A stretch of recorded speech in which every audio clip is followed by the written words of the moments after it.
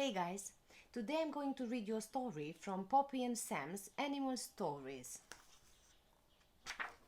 Let us see. The story is called Curly Gets Stuck. It was a sunny morning at Apple Tree Farm. Poppy and Sam were helping Mrs. Booth to feed the animals. Time to feed the pigs, she says. Curly, the littlest pig, was waiting eagerly for his breakfast. He was very hungry. Mrs. Booth filled a trough with food. The pigs crowded round, greedily gobbling it up. Poor Curly, he was pushed aside, and he was too little to push his way back in. Now he was very, very hungry. So he decided to go on a hunt to find some food on his own. Carefully, he squeezed under the fence around the pig pen. Curly trotted across the farmyard, looking at everyone's breakfast. First, he visited the cows. He didn't like the look of their breakfast, so he wandered on. Next, he tried the sheep.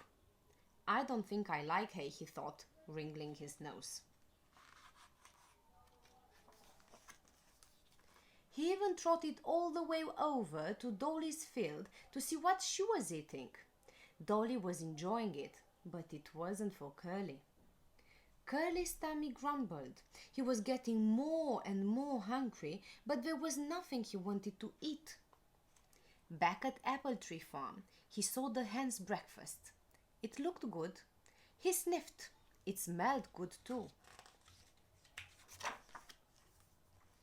Curly spotted the gap in the fence and squeezed himself through.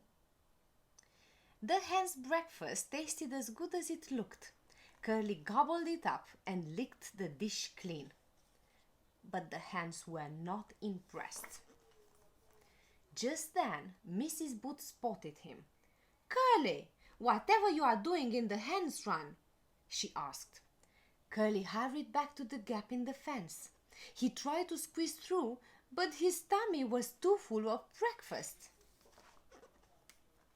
Halfway through, he got stuck. Curly pushed and pushed. He puffed and he panted and he pushed some more, but he couldn't move. He was completely stuck. "Let's help him," Mrs. Booth said to Poppy and Sam. 1, 2, 3, push! They tried to be gentle, but Curly didn't like it. He squealed loudly. At last, with a final push, Curly popped out. "He's free!" cried Sam. Curly flopped forward with a grumpy grunt. Mrs. Booth picked him up and gave him a cuddle.